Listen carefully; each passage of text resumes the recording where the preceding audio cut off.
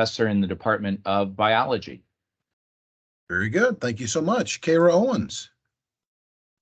Yes, I'm Kara Owens. I also work in the Office of Research and Graduate Studies. I primarily work with graduate students, handle a variety of things. We have several forms.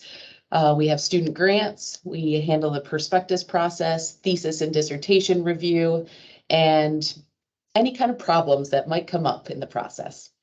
Excellent. Thank you so much. Lane Demas. Hello, everyone. My name is Lane Demas. I'm a professor in the history department here at CMU, and I help administer the master's degree in history. Excellent. Thank you so much. Caleb Patrick. Good morning, everybody. My name is Caleb Patrick. I am the Associate Vice President for Innovation and Online, and have recently found out no longer a full professor in the Department of Educational Leadership, as I checked in to see if I could continue advising dissertations. So, but I'm happy because I had many years of experience in that department, also chaired the MSA department, and wanted to say thank you, David, for inviting me to this panel discussion today. Excellent. Thank you so much. And David Zanata. Hi, everybody. My name is Dave Zanata. I'm a professor in the biology department and currently the director of the Earth and Atmospheric Sciences PhD program, which is in the College of Science and Engineering. Excellent. Thank you so much again to all of our panelists for being here, and again for all the students here as well. So the way that we're going to structure things today is I'm going to provide some prompts or questions for our panelists to respond to and provide guidance on. And we'll certainly have opportunities throughout the hour for people to pose questions as well from the audience. So if you have a burning question, feel free to put that in the chat. I'll also pause a couple times throughout the hour to ask if anyone would like to turn on their audio and video and ask a question to the audience live. So the first question that I'd like to prompt the panel with is, for new graduate students, what are some of the biggest differences between the undergraduate versus the graduate experience, and how will those experiences differ across disciplines? And I think maybe it would be best if each one of our panelists kind of provide their own perspective, because you're representing a lot of different areas. So Lane, why don't we start with you? Sure. I think the biggest difference in the humanities, at least, is once you get to the graduate stage, it is more collaborative and more professional in the sense of seeing this not so much as school, but more as work, and transitioning to that, and seeing your fellow students as collaborators, as workmates, actually, and even colleagues, your professors, seeing your professors as fellow colleagues in a professional way. So just that kind of shift in thinking, I think, is important. And the sooner, yes, depending on the program, you'll still have some classes, and yeah, you'll still get a grade and things. So it'll look like the student experience, but it should be transitioning. It should feel different, and the sooner you kind of help that transition along, I think the better. I've often referred to this with my own graduate students when I was a faculty member. The students are becoming quasi-colleagues, right? They are kind of having a different type of interaction with their faculty members. I think that's really well said. Caleb, what about from your experience with the online students? Yeah, it's a great question, David. And really what we find with professional students that are pursuing online programs is twofold. And the first one is this transition from memorization or rote understanding of the material, and then I'm applying it to a test, to actually applying that information in real world scenarios and understanding that you have a deep synthesis of what's being unpacked within the classroom, and that you have the ability to apply it in different situations. And so it's what we call the heavy thinking, right? You have to begin the heavy thinking process at that point. And I think Lane summed it up really well as it related to the interactions that you have with your faculty and why that becomes such an important part of the process. So that's the first tide, is that a lot of papers, presentations, group work, things like that, as opposed to tests or exams, quizzes, things like that. So that's the first one. The second one is the interactions that you have with the network of students that you're creating. This becomes, in grad school, this professional network that you will rely upon for years and years and years to come. And getting to know your colleagues, getting to know your professors, and really establishing those relationships with them is critical when you begin the process of moving forward into your professional career. While you remain and maintain some of those from your undergraduate degrees, you may have classes with hundreds of students or people that you pass and go. In grad school, you see everyone at the same time. You kind of are in this journey together. And so establishing that network is then something that will be of benefit to you for the rest of your time. So. Thank you so much. Yeah, I talk a lot about that with regards to that special relationship between the faculty member and the graduate students that they're mentoring. And oftentimes that lasts far beyond a student's time here at the university. As the student enters the workforce and they progress in their career or maybe shift careers, they will always have that tie back to the faculty member, kind of keeping them updated, letting them know what's going on, might want to list them as a reference or that sort of thing for many years after they've long left the university. Dave, what about from the STEM fields perspective? What are your thoughts there, distinguishing the undergraduate from graduate experience? I think both Caleb and Lane have stated things quite well. I think you're seeing a transition from student to professional of some kind in STEM fields, obviously professional scientists.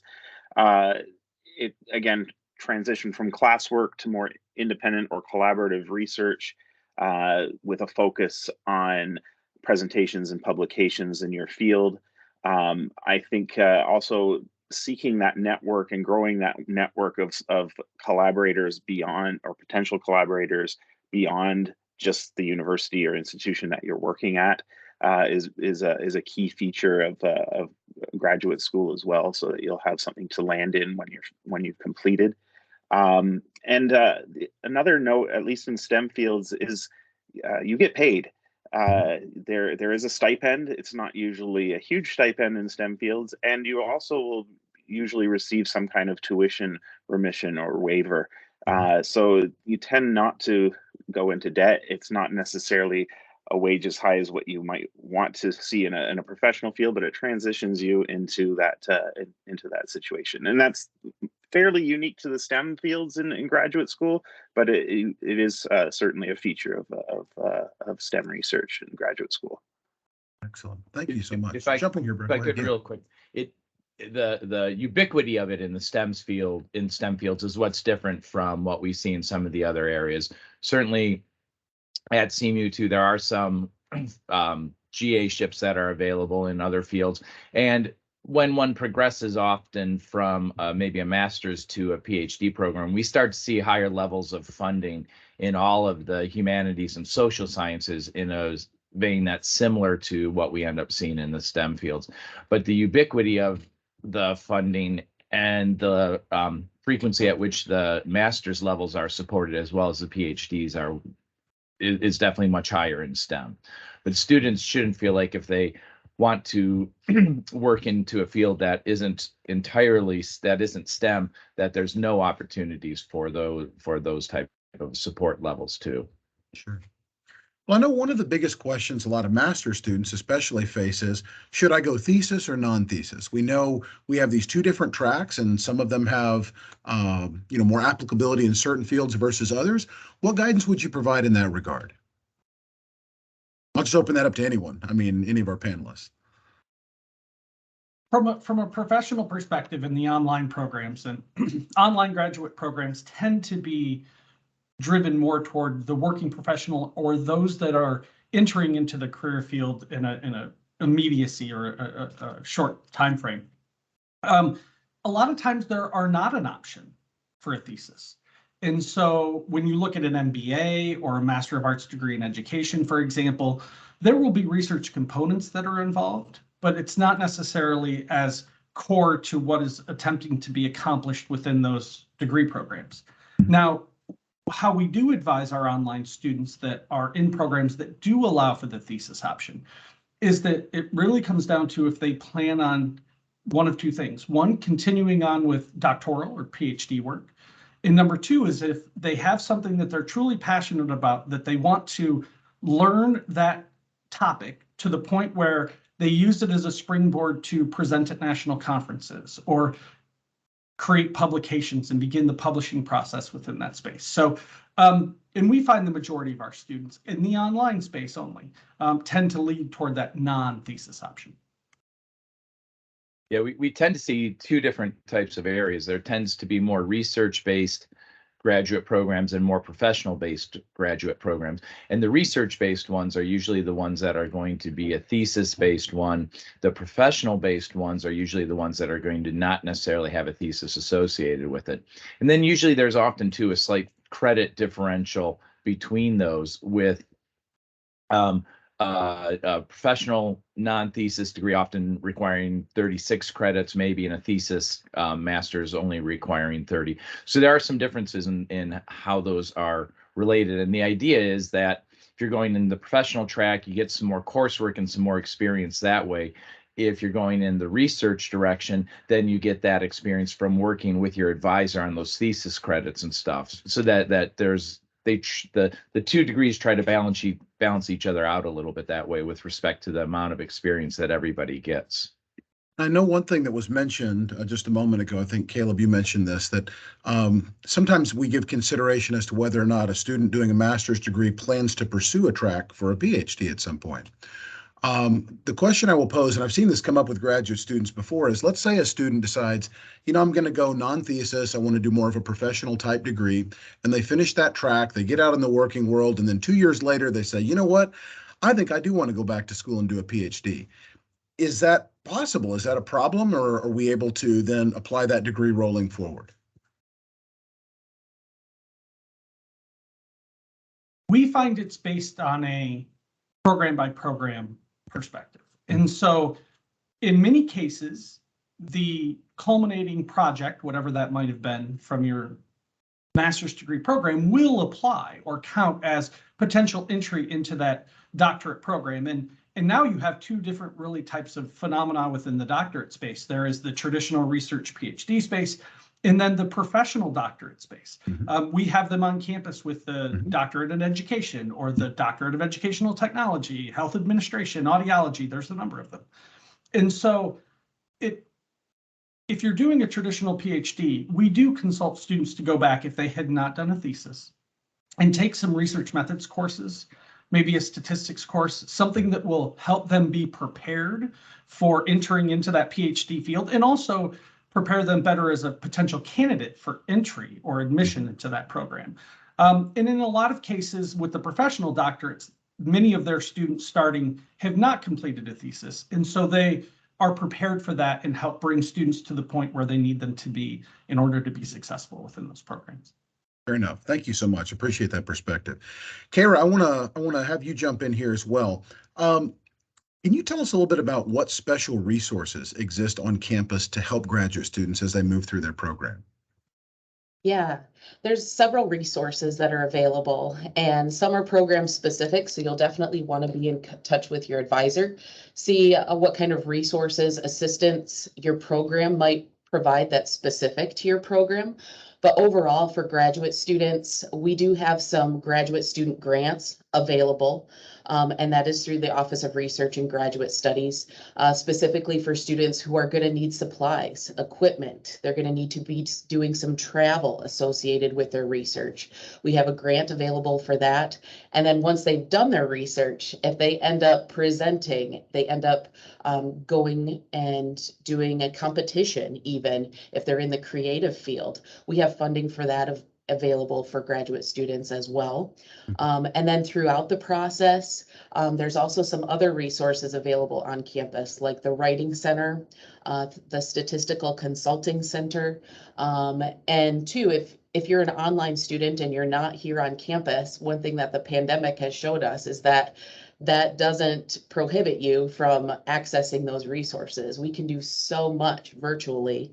And so even if you are miles away from the Mount Pleasant campus, please feel free to explore those resources.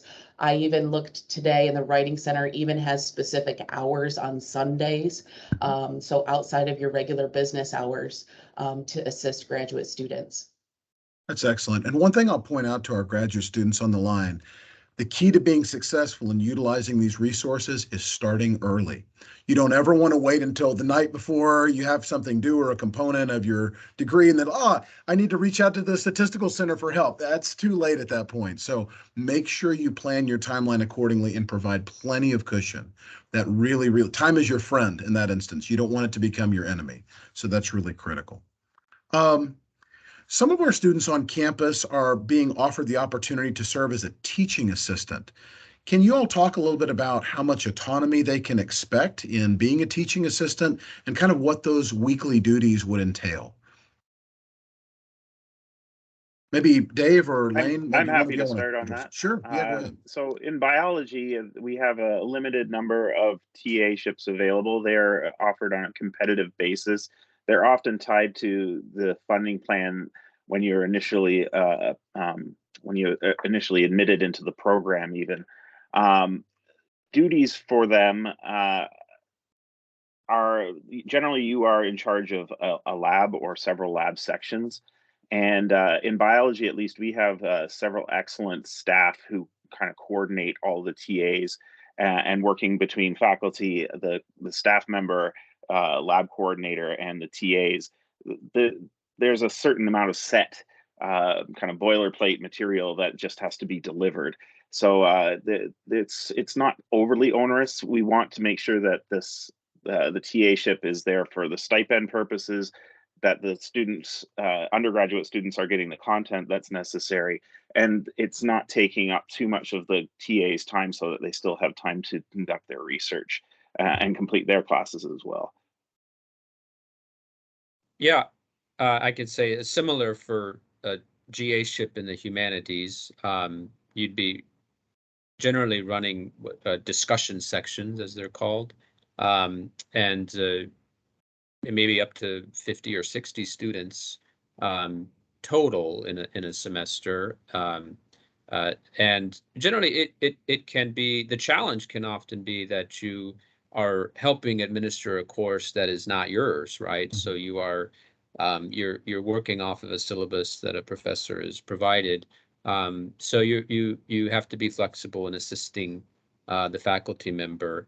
But you often have autonomy within those sections to help students explore the topic. Often, and you may be interested, you can often maybe ask the faculty member in the humanities if the topic is of interest and related to your field, if you can actually guest lecture perhaps, or teach one of the main meetings. And often faculty are open to that for doctoral students. Some faculty actually require that of their, at other institutions, of their GAs to, I'd like you to administer a guest lecture in the course. And all of these, I think, are wonderful opportunities, not too onerous, and really wonderful opportunities to take advantage of. Yeah, I think that's well said. Oftentimes in my classes that I taught, I would have my graduate students stand in for me and guest lecture if I was going to be away at a conference for a day or two. I would also potentially have, if it worked into my student schedule, have them sit in on the lecture for the lab section of the course that they're teaching, just so that they get a sense of what I'm presenting in the lecture section of the course, right? So they can kind of coordinate the lab section appropriately. I've always told students, it's one thing to sit in a lab and listen to material being delivered, but when you have to stand up in front of a group of other students and explain it yourself, and you're in charge of the class, it brings a whole new level of depth, understanding, and preparation that you have to prepare for. And again, that's part of what the graduate student experience is all about. So let me just pause for a moment and ask our audience, all the students participating and others on the call, does anyone have any questions at this point that they would like to raise to the panel, either in the chat or turn on your video and audio and ask aloud? Any questions? Don't be shy. This is what we're here for, is to answer questions. We wanted this to be an open forum to really answer the questions of the graduate students here on campus. As David, as students are thinking about their questions, just to fill this moment for just a second, the option of graduate assistantships is available in some online programs as well. It's relatively rare, and it's not as common because the majority of students that are pursuing fully online graduate degrees are often are almost exclusively working full-time in a professional position already. Mhm. But they do exist. We see them more at the doctorate level. So if there is a desire to do that, pursue a degree program online and be a graduate assistant, I would encourage students to reach out to that department directly, find out if they're offered and available, and if they are, what the process is for obtaining one of their GA-ships. Excellent. Thank you so much for that. Appreciate it. Let me ask a slightly different question here. Some students, graduate students here at the university, are funded by grant-funded projects, and some of those grants are federally funded, right? The federal government has offered new guidance whereby data that is collected using federally sourced funds needs to be available and accessible to the general public. So the question I pose to the panel is, for grant-funded projects, what options do students have to make sure that their data that they're collecting as part of their project could be accessible for people to take a look at if they so chose to do?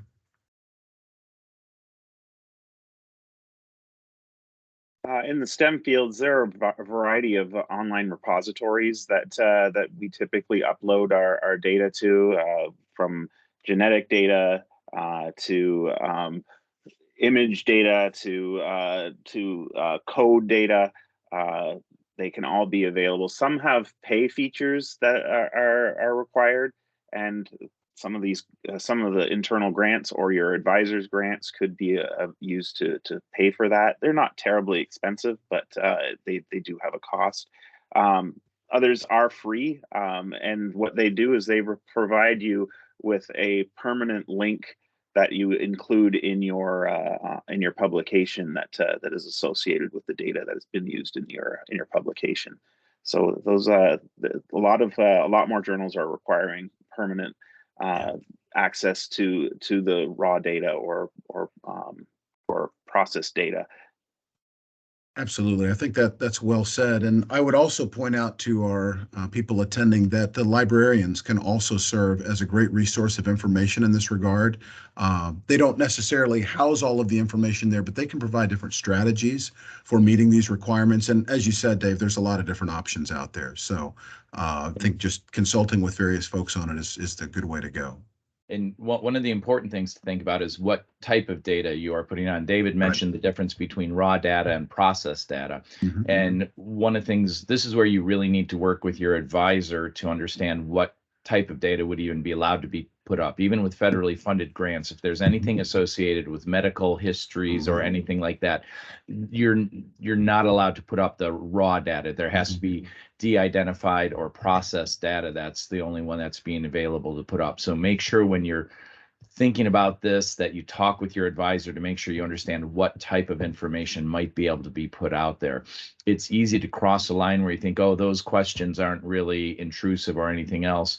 But if there's identifiable data to individuals, then that becomes a large issue and can be very problematic. So when you're working with these issues, make sure you talk with your advisor. That's one of the biggest things that all of these questions revert back to, is talk with your advisor. Your advisor is there to help you through the entire process.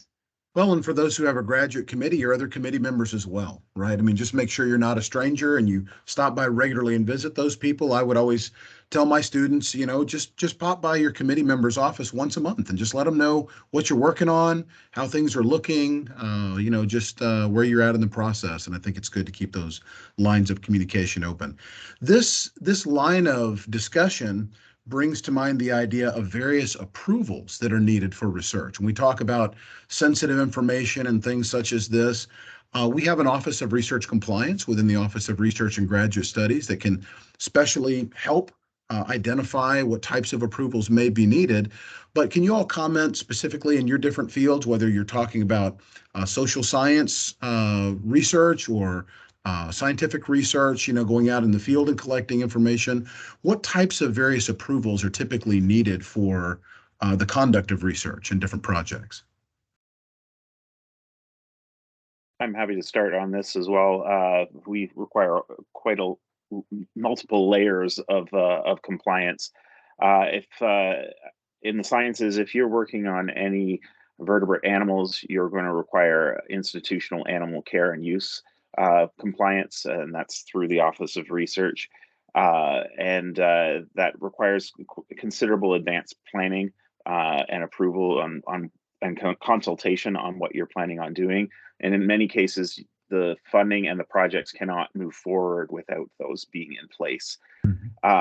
If you're doing any kind of field collection or research that's potentially disturbing or changing or altering habitats, you're going to need permits at the state and federal level to do those things, and that's often through Department of Natural Resources or federal government for doing those. And other STEM fields, there are pathogens and I mean, Kara can probably talk to a few more things about the IRB and what their requirements are, or Brad can as well. But at least in the biological fields, there's a number of things that need to be in place before projects can be started. Yeah, in terms of the Institutional Review Board, those are protocols that involve any aspect of human subject study, whether that is drawing blood, testing a pharmaceutical or a device on a person, but also social science research where you're asking people questions or observing them doing certain things in a setting. So those things have to be carefully reviewed, and we want to make sure that we do all of those things so that all of these types of investigations are done ethically. I'd also add that most journals require an ethical statement that shows that you have complied with all of those sometimes in the acknowledgments or elsewhere before a paper can be published. One other thing just to think about also in terms of collecting samples in the field is be aware we're very close to Canada here. You can't just go across the border into Canada and collect soil samples, for instance, and bring those back to the United States. That requires permitting and inspection and those types of things. So APHIS is the organization that does that. So again, coordination with your major professor, with your committee members, with faculty in your department is always a good way to go about making sure that you meet those requirements. And certainly if you have additional questions, reach out to Belinda Adamson, who is the director of the Office of Research Compliance, and she can also help provide guidance in that regard. One other thing I'd like to jump in real quick, David, if I may. Sure. One of the important things that students realize is that they need these approvals before they can even start their research. So this is, if you're going to be working with recombinant DNA, you need the Institutional Biosafety Committee approval before you can start your research. If you're working with humans, you need the Institutional Review Board's approval or the exemption letter. You might think, oh, I'm not doing anything that's intrusive. You still need to get the okay that it is not considered intrusive by the IRB, Institutional Review Board. You're working with non-human animals. You need that to have vertebrates or squid, cuttlefish, octopus.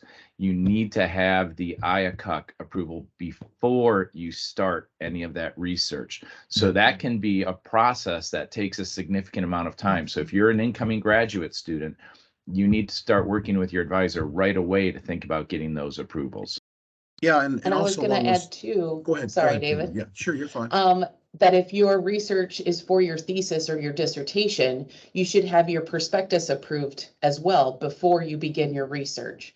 And one thing that sometimes trips students up is if you're having a non-CMU person serve on your committee, that's okay. But they also have to do a special approval. And so just all these little delays for a student can really put them behind in getting started with their research. Yeah, that's excellent. Thank you so much for that. I want to just mention while we're on the topic of IRB, Rachel Nelson is the chair of the Institutional Review Board here at CMU on the main campus. And this fall, they are starting a new office hours where you can just drop by and ask questions of her and her team. These are going to be on Wednesdays from 11 a.m. to 1 p.m. and they are running through the end of November. The location is in Faust 117B, as in Bravo. And this is a chance for you to pose questions from faculty, staff, or students to the IRB review process.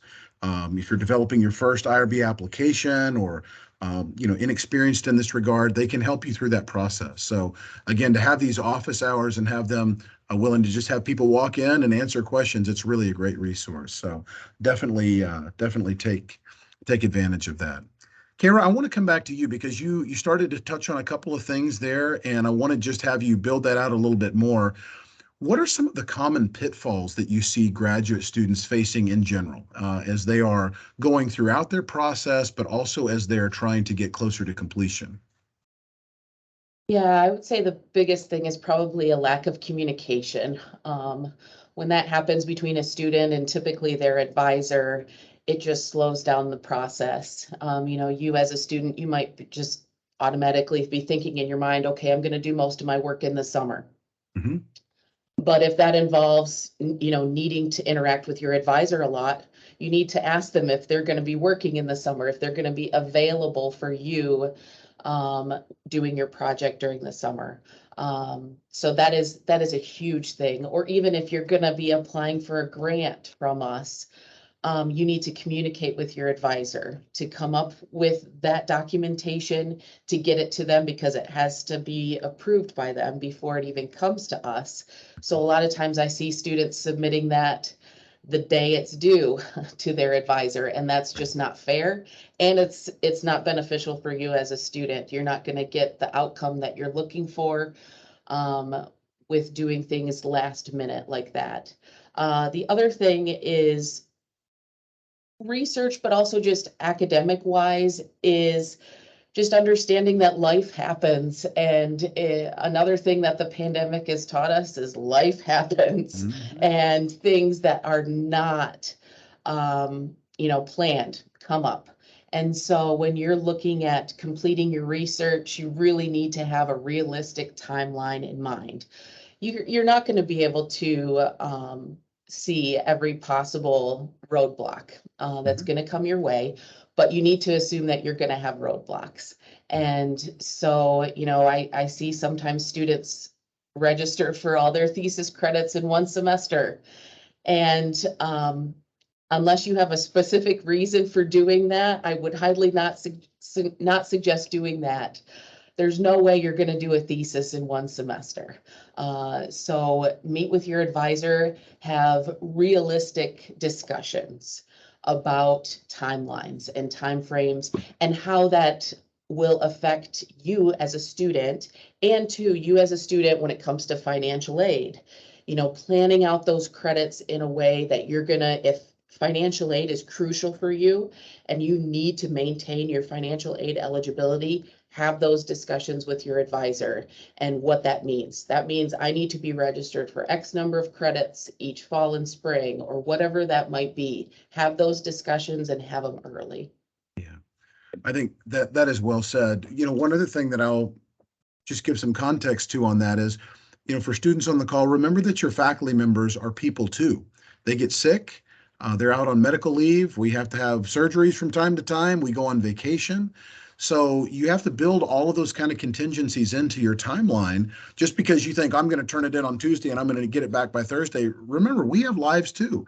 And sometimes life hits us, and gives us some unexpected challenges that we have to deal with. So that's always something to kind of think about. And it's not just your advisors. So for several of the grants that Graduate Studies offers, there is going to have to be multiple signatures where you're going to need the student's signature, the advisor's signature, the chair of the department's signature, and possibly even the dean of the college's signature. Yeah. So you have to realize that might be 4 or 5 days or a week just to get all of the signatures processed. And that's even with all of our forms being online and electronically delivered for signatures yet.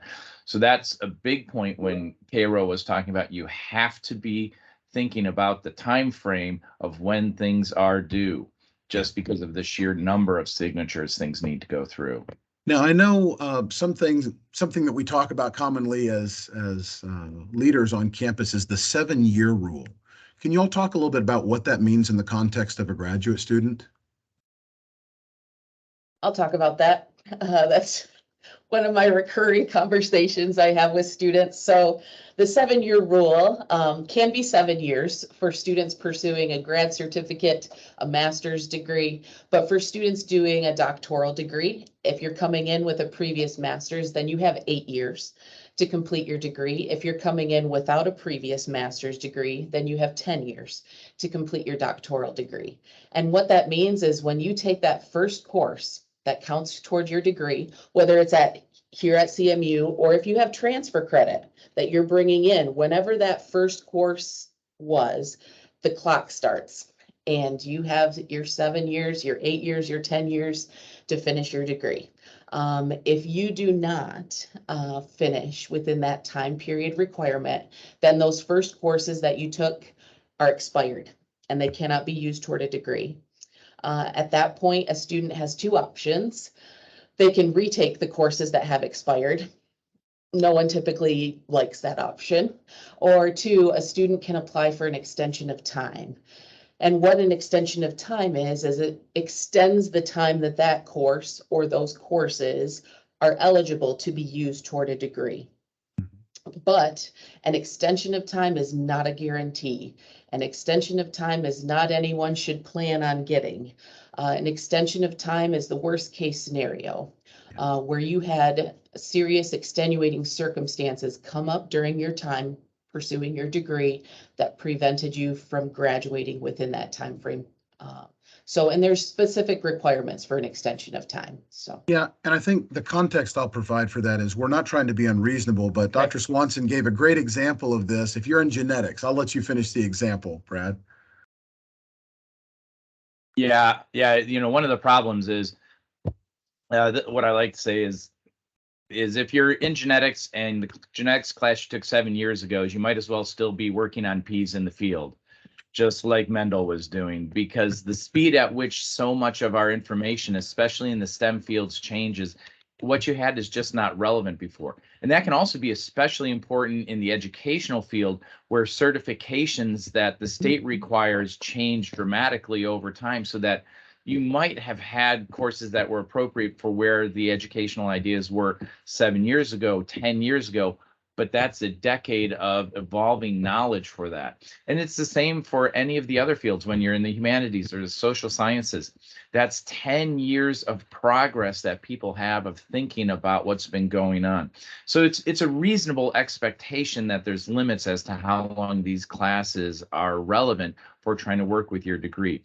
There are ways around it, to try and deal with showing how you remained relevant. If you were took genetics 7 years ago and you've been working in a genetics lab for the last 7 years, I'm going to say you're probably still pretty well knowledgeable on what the upshots are and what the changes have been in the field. So, but it's an entirely reasonable restriction, and every university that I know of has this requirement. Yeah, this is not unique to CMU. This is common at many other universities in the United States. Let me pause once again right here and again ask our audience if they have questions that they'd like to pose in the chat or would like to turn on their camera and audio and just ask a question aloud. Feel free to do so. We are here to answer your questions. Anybody have any questions to ask?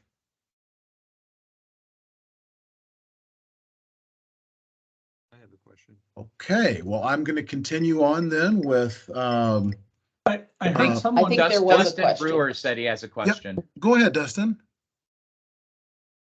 So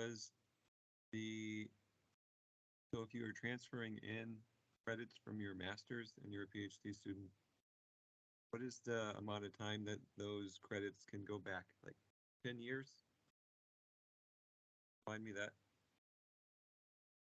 So I believe the question was in reference to if you're transferring in credits to your doctoral degree, how much time do you have?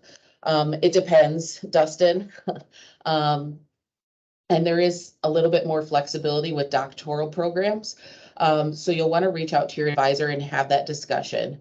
But typically, if you're coming in with a master's, 8 years. If you're coming in without a master's, 10 years. But there is a little bit of some leeway with some doctoral programs. So feel free to have that conversation with your advisor, or feel free to shoot me an email, Dustin. Okay, very good. Thank you. Any other questions from the audience? Okay, well, I would like to pose a different question here.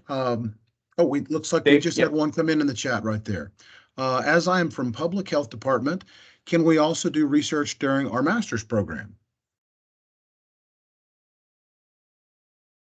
If assuming that that might be related to talking about doing a master's in public health. The master's in public health, there are options for doing research. There's always options for doing research in any graduate program, whether they require theses or not. Most of the graduate programs have opportunities for elective courses in them. And some of those elective courses could be research-based, even if, or so research credit, even if you aren't doing a thesis research. There's also options that are called Plan B projects, which are shorter versions of a thesis in most programs. And these would be where one does a smaller research project that, instead of spanning almost the entire period of the graduate program, it's usually done in one semester, maybe 2 semesters, but it's usually only associated with 3 credits worth of research at the master's level, as opposed to 6 to 9 that would be required for a thesis level. So almost every program that I'm aware of has that opportunity for it. And that would be, again, something where you should talk with your advisor about it if it's not going to be a specific thesis, if there's not going to be a specific thesis associated with it. Excellent question. Thank you so much. We really appreciate that question. I'd like to pose a different question to the group now. What different options do graduate students have for thesis and dissertation formatting, using published papers as chapters, those sorts of things? We're hearing some different models that are being used across campus and in different academic disciplines. Thoughts on that? So CMU encourages certainly students to be taking their chapters of theses and dissertations and getting them published in the long run. To do this and to encourage this, we changed the formatting requirements a few years ago. Students can now there's a variety of ways students can submit theses or dissertations. One is either as a traditional thesis or dissertation, and that's going to be, you have chapters, they're into a larger overall body of work. And then you have to follow the thesis and dissertation requirements for formatting of those. But there's also alternatives. Often in STEM fields, it's going to be more related to journal articles. And one can choose to write their dissertation or their thesis as a series of journal articles. And in this case, the formatting that one would follow would be specific for each chapter. So each chapter can even have different formatting in it, because we want them to be formatted as to how you would need to format them for submission to a journal, to facilitate making sure that the research is getting out there. And then we also have book formatting, and this is often more affiliated with some of the humanities, where a PhD might end up being more associated with producing a book. And so one can then use, where they would hope to be submitting the book, they can follow that publishing house's requirements in order to try and do their work. Now, one of the things that one does need to be a little careful about is there are some publishing houses which, once the publication has been accepted and has come out, some publishers do not allow you to use those journal articles in your thesis or dissertation again. Part of the reasoning behind that is that all theses and dissertations are now available electronically, free from the library. And if one of the ways that the publishing companies make money is by charging for access to journal articles. So they see it as a copyright infringement of theirs to have a published journal article as part of that thesis or dissertation. So you really need to take a look at what the requirements are for publishing with respect to including those things in your thesis or dissertation. There's not a lot of them, especially in the sciences, but there are some publishing companies that do have that requirement. So one needs to really work with their advisor and look at where they want to go. And not to put too fine a point on it, but oftentimes in authoring an article that will undergo peer review, there might be 5, 6, 7, 8 authors on that paper. We do not allow students who are not first author on the paper to include that paper in a dissertation. So in other words, if you're the 4th author on a paper that you contributed some work in the lab, but you're not the first author, you can't take that paper and make that part of your dissertation. So it needs to be your primary work as a student. I guess a couple of questions as we've got about 15 minutes left. I'd like to direct this to Caleb. Specifically, can you talk a little bit about what resources we have available to help online graduate students who are employed full-time as working professionals while they're in graduate school? David, and that's a great question. And so what may be unknown is that Central Michigan University this year is celebrating its 50th anniversary of a distance delivery of degree programs. We actually began delivering online courses in 1996. And so we have a long history of working within this particular space. Not only that, but we have won many awards for our library services and other what we call post-traditional student options that are available. And so from the library to the writing center to the math center, there are a number of options that are available to assist with that process of developing that occurs during a graduate degree program. It really is any graduate degree program as a transformational experience. And so what we need to be able to do is provide those services that are on campus to students in professional graduate degrees at distance in order for them to be able to be successful.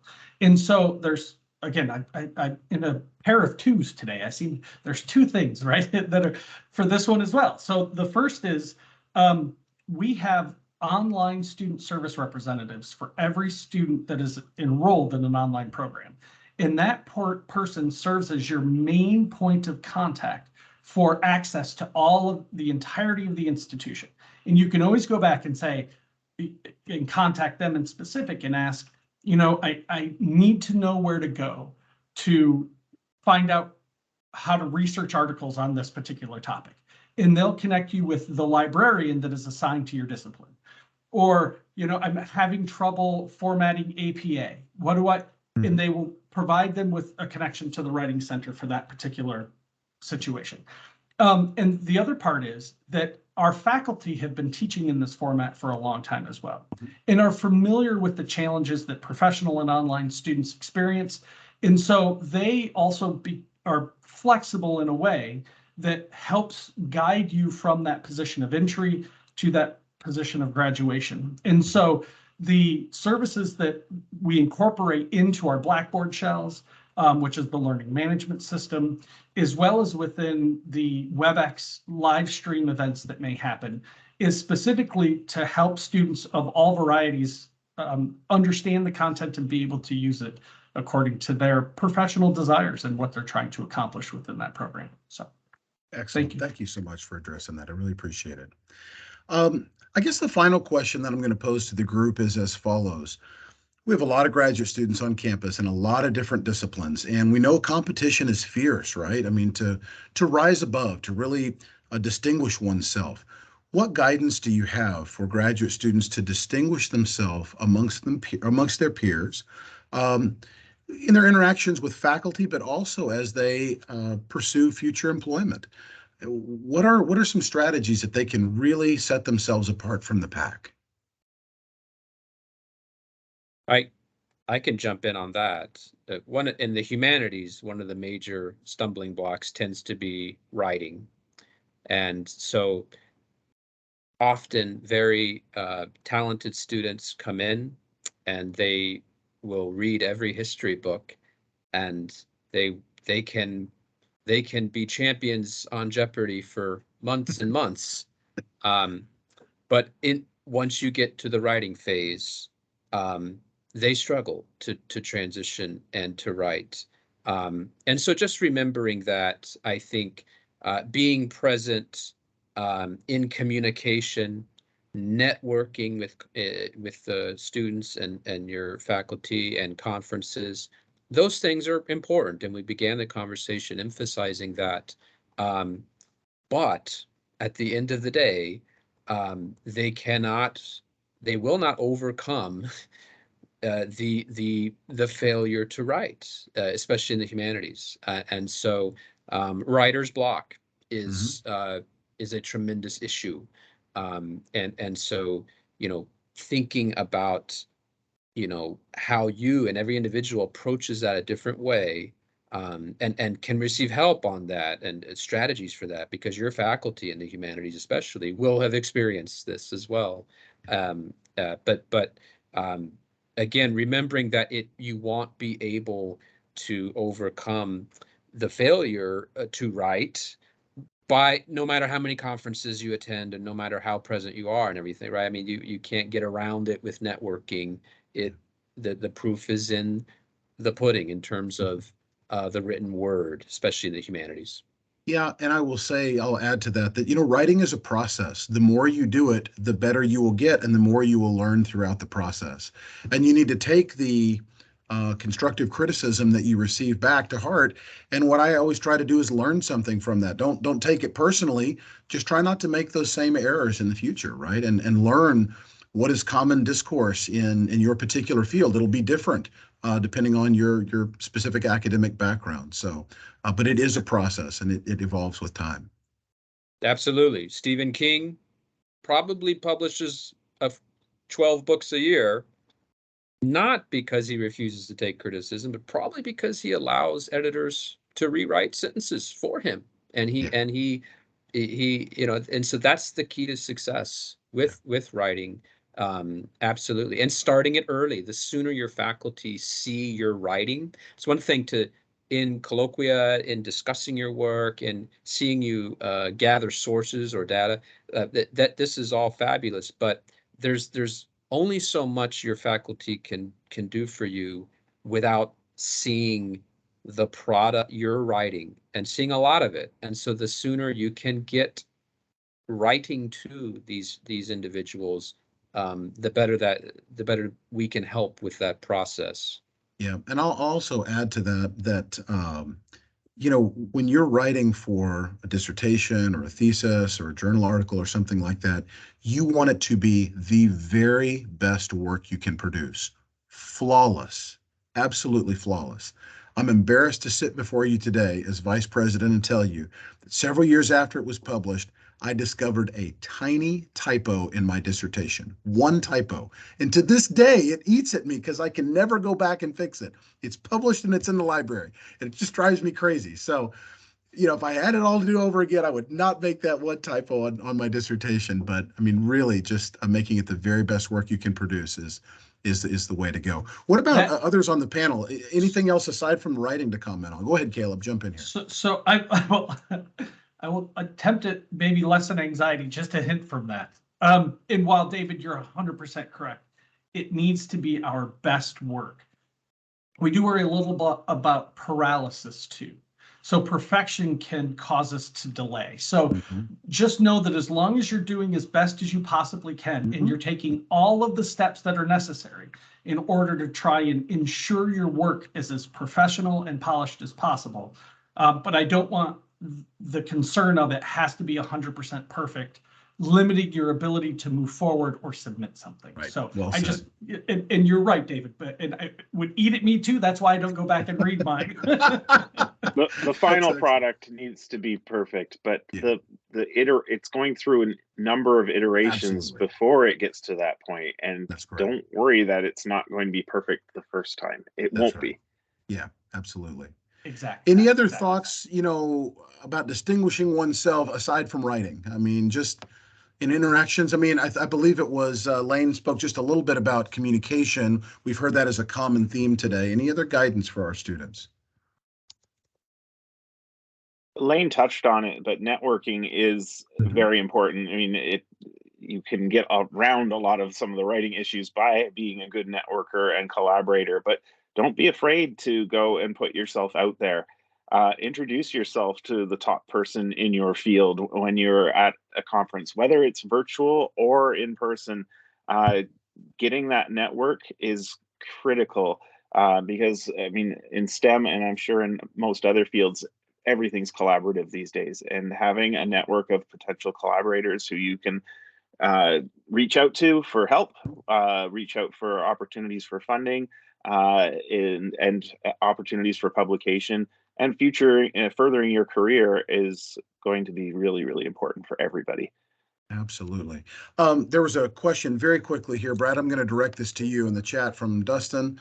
Looks like, you have just responded to it by chat. So very good. Thank you so much for reaching out on that. So At this point, we're reaching the end of our discussion today, but I just want to again publicly thank all of our panelists today. Brad Swanson, Kara Owens, Lane Demas, Caleb Patrick, and Dave Zanata for all of this insightful information. I think we've covered a lot of ground today. Realize that we are all here as a resource. Your faculty in the department, your department chairs, the dean's office, our office, and the ORGS. There's so many sources, the librarians, that you can go to here on campus for help.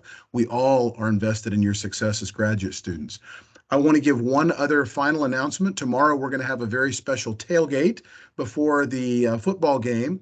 The Office of Research and Graduate Studies is hosting a tailgate for graduate students with a special emphasis on inviting international graduate students to perhaps attend their first American football game. I think we'll be meeting at 10:30 at the library to walk over to the tailgating area. Kara, am I correct on that?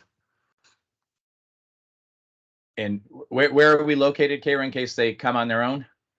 In case you come on your own, they're going to be in lot 63W, which is south of the stadium, in the student area. That sounds great. And we have a bevy of One more different thing.